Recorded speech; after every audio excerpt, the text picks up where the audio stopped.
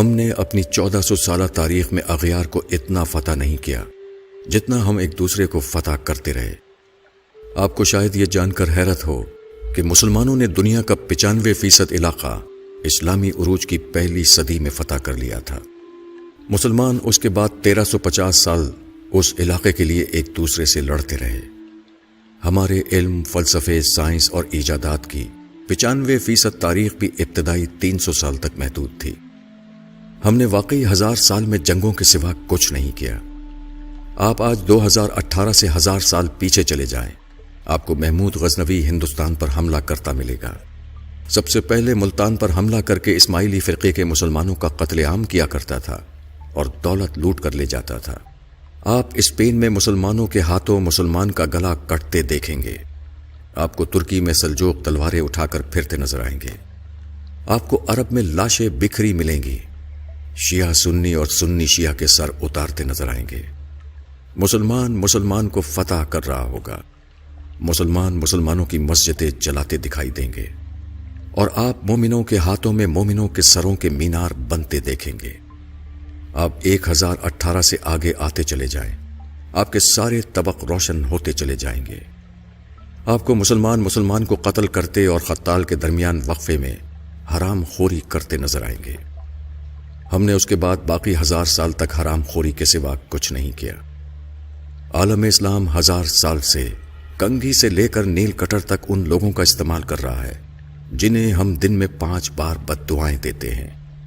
آپ کمال دیکھیے، ہم مسجدوں میں یہودیوں کے پنکھے اور اے سی لگا کر، عیسائیوں کی ٹوٹیوں سے وضو کر کے، کافروں کے ساؤنڈ سسٹم پر اذان دے کر اور لا دینوں یعنی چائنا کی جائے نمازوں پر سجدے کر کے ساری دنیا کے لا دینوں کی بربادی کے لیے بد دعائیں کرتے ہیں۔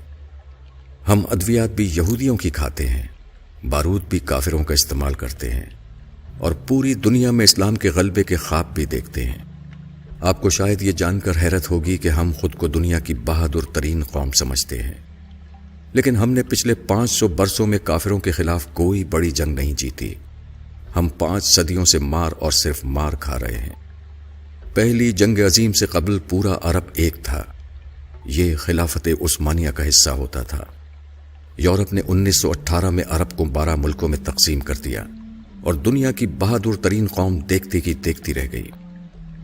ہم اگر جنگجو تھے، ہمارا اگر لڑنے کا 1400 سال کا تجربہ تھا، تو ہم کم از کم لڑائی ہی میں پرفیکٹ ہو جاتے، اور کم از کم دنیا کے ہر ہتھیار پر میڈ بائی مسلم کی مہر ہی لگ جاتی، اور ہم اگر دنیا کی بہادر ترین فوج ہی تیار کر لیتے تو ہم آج مار نہ کھا رہے ہوتے۔ آج کم از کم عراق، لیبیا، مصر، افغانستان اور شام انسانی المیہ نہ بن رہے ہوتے۔ آپ اسلامی دنیا کی بدقسمتی ملاحظہ کیجیے۔ ہم لوگ آج یورپی بندوقوں، ٹینکوں، توپوں، گولوں، گولیوں اور امریکی جنگی جہازوں کے بغیر، ان کی وار ٹیکنالوجیز کی مدد کے بغیر خانہ کعبہ کی حفاظت بھی نہیں کر سکتے۔ ہماری تعلیم کا حال یہ ہے کہ دنیا کی 100 بڑی یونیورسٹیوں کی فہرست میں اسلامی دنیا کی ایک بھی یونیورسٹی نہیں آتی۔ ساری اسلامی دنیا مل کر جتنی ریسرچ پیپر تیار کرتی ہے، وہ امریکہ کے ایک شہر بوسٹن میں ہونے والی ریسرچ کا نصف بنتا ہے۔ پوری اسلامی دنیا کے حکمران علاج کے لیے یورپ اور امریکہ جاتے ہیں۔ یہ اپنی زندگی کا آخری حصہ یورپ، امریکہ، کینیڈا اور نیوزی لینڈ میں گزارنا چاہتے ہیں۔ دنیا کی 90% تاریخ اسلامی ملکوں میں ہے، لیکن اسلامی دنیا کے 90% خوشحال لوگ سیاحت کے لیے مغربی ملکوں میں جاتے ہیں۔ ہم نے 500 سال سے دنیا کی کوئی دوا، کوئی ہتھیار، کوئی نیا فلسفہ، کوئی خوراک، کوئی اچھی کتاب، کوئی نیا کھیل اور کوئی اچھا قانون نہیں دیا۔ ہم نے اگر ان 500 برسوں میں کوئی اچھا جوتا ہی بنا لیا ہوتا تو ہمارا فرض کفایہ ادا ہو جاتا۔ ہم 1000 برسوں میں صاف ستھرا استنجا خانہ نہیں بنا سکے۔ ہم نے موزے اور سلیپر اور گرمیوں میں ٹھنڈا اور سردیوں میں گرم لباس تک نہیں بنایا۔ ہم نے اگر قرآن مجید کی اشاعت کے لیے کاغذ پرنٹنگ مشین اور سیاہی ہی بنا لی ہوتی تو ہماری عزت رہ جاتی، مگر یہ بھی ہمارے علماء کی فکری ارتقاء میں بسنے والے کافروں نے ہی بنائی ہے۔ ہم تو خانہ کعبہ کے غلاف کے لیے کپڑا بھی اٹلی سے تیار کراتے ہیں، ہم تو حرمین شریفین کے لیے ساؤنڈ سسٹم بھی یہودی کمپنیوں سے خریدتے ہیں۔ ہمارے لیے آب زمزم بھی کافر کمپنیاں نکالتی ہیں۔ ہماری تسبیحات اور جائے نمازیں بھی چین یعنی ایک لادین ملک سے آتی ہیں، اور ہمارے احرام اور کفن بھی جرمن مشینوں پر تیار ہوتے ہیں۔ ہم مانے یا نہ مانے، لیکن یہ حقیقت ہے کہ دنیا کے 1.5 ارب مسلمان صارف سے زیادہ اہمیت نہیں رکھتے۔ یورپ زندگی کی نعمتیں ایجاد کرتا ہے، بناتا ہے، اسلامی دنیا تک پہنچاتا ہے، اور ہم استعمال کرتے ہیں، اور اس کے بعد بنانے والوں اور ایجاد کرنے والوں کو آنکھیں نکالتے ہیں اور ان پر لاکھوں مرتبہ لعنت و ملامت بھیج کر سر فخر سے بلند کرتے ہیں۔ آپ یقین کیجئے، جس سال آسٹریلیا اور نیوزی لینڈ نے سعودی عرب کو بھیڑیں دینے سے انکار کر دیا، اس سال مسلمان حج پر قربانی نہیں کر سکیں گے۔ اور جس دن یورپ اور امریکہ نے اسلامی دنیا کو گاڑیاں، جہاز اور کمپیوٹر بیچنا بند کر دیے، ہم اس دن گھروں میں محبوس ہو کر رہ جائیں گے۔ ہم شہر میں نہیں نکل سکیں گے۔ یہ ہم ہیں اور یہ ہماری اوقات۔ لیکن آپ کسی دن اپنے دعوے سن لیں، آپ ان نوجوانوں کے نعرے سن لیں جو میٹرک کا امتحان پاس نہیں کر سکے، جنہیں پیج تک لگانا نہیں آتا، مگر جس دن ان کے بوڑھے والد کی دہاڑی نہ لگے، اس دن ان کے گھر چولہا نہیں جلتا۔ آپ ان کے نعرے، ان کے دعوے سن لیجئے۔ یہ لوگ پوری دنیا میں اسلام کا جھنڈا لہرانا چاہتے ہیں، یہ اغیار کو نیست و نابود کرنا چاہتے ہیں۔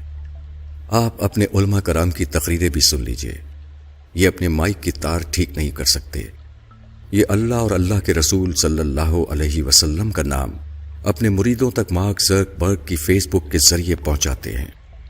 یہ لوگوں کو تھوکنے کی تمیز تک نہیں سکھا سکے۔ یہ آج تک ابن تیمیہ، ابن کثیر، امام غزالی اور مولانا روم سے آگے نہیں بڑھ سکے۔ پورے عالم اسلام میں ایک بھی ایسا شخص نہیں جو ابن عربی کو سمجھنے کا دعویٰ کر سکے۔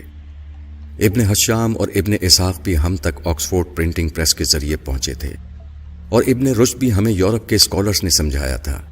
لیکن آپ علماء کرام کی تقریریں سن لیں، آپ کو محسوس ہوگا نعوذ باللہ، نعوذ باللہ، پوری کائنات کا نظام مولانا اللہ دتہ چلا رہے ہیں۔ یہ جس دن حکم دیں گے اس دن سورج طلوع نہیں ہوگا، اور یہ جس دن فرما دیں گے اس دن زمین پر اناج نہیں اگے گا۔ ہم نے آخر آج تک کیا کیا ہے؟ ہم کس برتری پہ خود کو دنیا کی عظیم ترین قوم سمجھتے ہیں، جو آج تک ہر جمعے کے خطبے میں گلا پھاڑ پھاڑ کر نظام مصطفیٰ صلی اللہ علیہ وسلم پر فخر کرنے کے باوجود اسے مسلمانوں کے کسی بھی ملک میں نافذ نہیں کر سکے؟ مجھے آج تک اس سوال کا جواب نہیں مل سکا۔